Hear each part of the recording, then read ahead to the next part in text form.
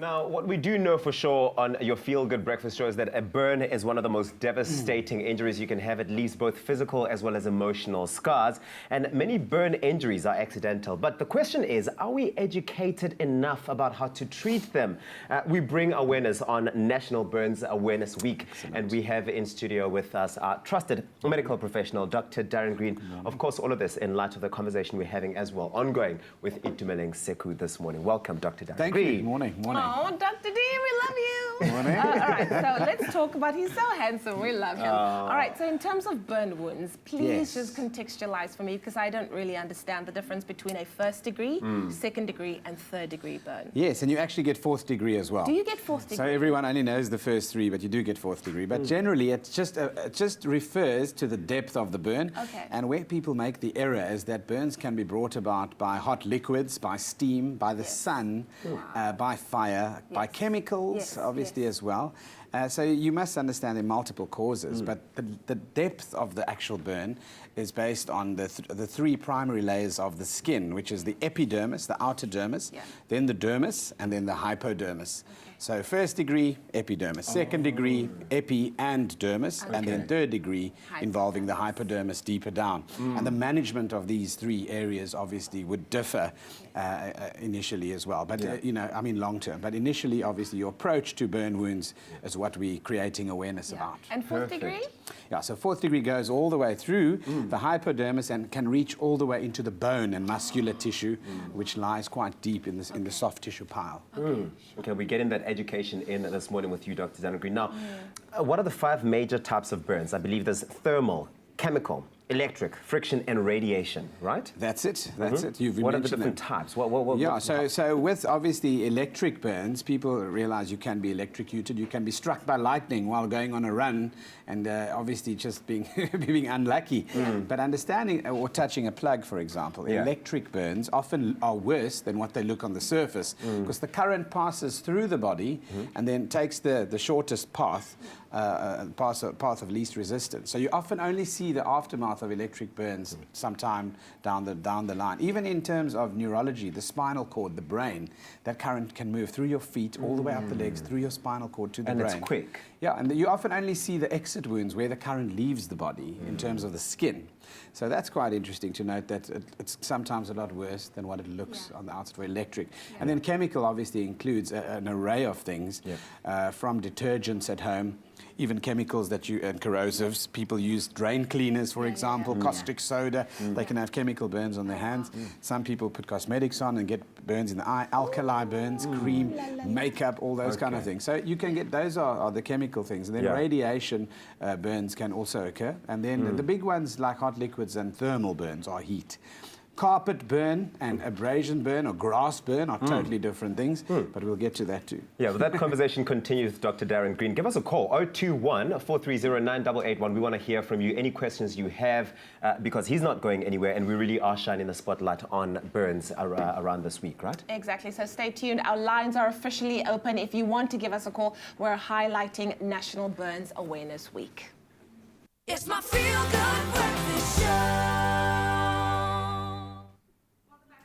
Breakfast Show, it's Expresso right here on SABC3. As we highlight National Burns Awareness Week, we've got our expert in the field of medicalness, Dr. Darren Green, and of course we're talking about all things burns related.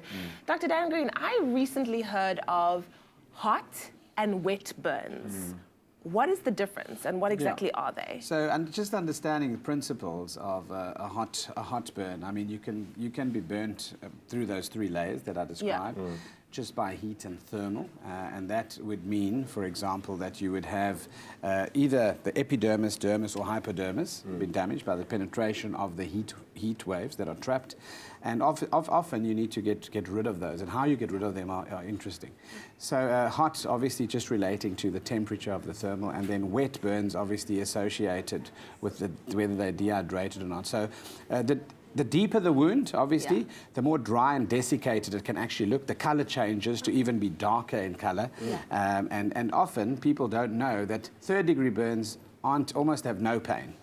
because of the depth of the burn, it damages the nerve cells and the nerve fibers that actually cause you to experience and feel pain. Yeah. So someone that's been burnt to such a deep degree that falls into a fire after an epilepsy attack, for example, when we get to that level, resuscitating that patient and looking after them, the principles predominantly are life-saving principles, are fluid loss, for example. Pain control is something later down in the actual chain.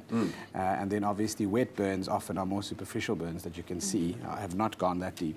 But the healing process and the resolution around burn care is a high technology science, and there's constant work being done on what works the best. But there are two phases. There's the acute phase when someone's just been burned right now, what to do, and what happens after 24 hours, after 48 hours, and what happens 3 weeks down the line.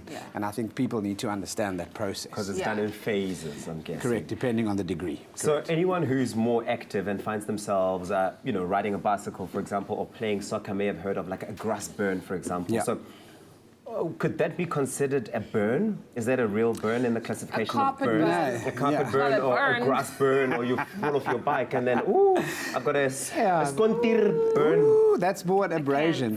Some people used to use the word polony burn because it looks that pink, it pink. does do that, So the grass, that's more an abrasion, where from friction with the surface, obviously you have that removed. It's not as delineated as a thermal burn or a steam burn.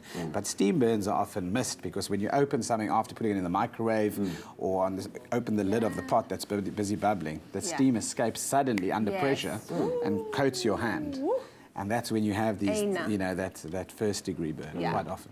I still want to find out about when someone burns, which you're going to tell us about, because I've heard many home remedies of things to do. I've seen people put Vaseline, people put petrol, people put all sorts of things. Okay, maybe paraffin, not petrol, because paraffin is more readily available. We'll talk about paraffin. Toothpaste, all of that. Toothpaste. This is true. We see that a lot. Growing up in Tabiso's home must have been quite exciting. Well, it is National Burns Awareness Week. We're chatting about all things burns. Our lines are still open if you have a question or comment for Dr. Darren Green. We're going to talk about how to treat burns after this. It's my feel-good breakfast show. Well, we're joined by Dr. Darren Green and author Itumeleng Sekhu, and we're chatting about burns, of course, as we highlight National Burns Awareness Week. We've got a call on the line. Cheryl from Cape Town. Good morning, Cheryl. What is your question or comment for Dr. Darren? Good morning, Leanne. Good morning, doctor. I burned last year earlier in the year, and my skin is still tingling. I burned from a boiling hot kettle that I pour, and the water comes straight onto my arm. Oh, Nothing I can add on there. It's still tingling. Nothing. Pain. wow. So she's And this is a year later, Cheryl. Yes. Wow, a year later. Yeah, so she's mentioned an old wound. Yeah. Obviously, so she has some nerve symptoms. So tingling paresthesia of the arm might be associated with nerve damage that she had, where the nerve has to regrow, and sometimes that can take a long time. Sometimes it doesn't regain full function. The fact that there's tingling means there's still intermittent signal being transferred.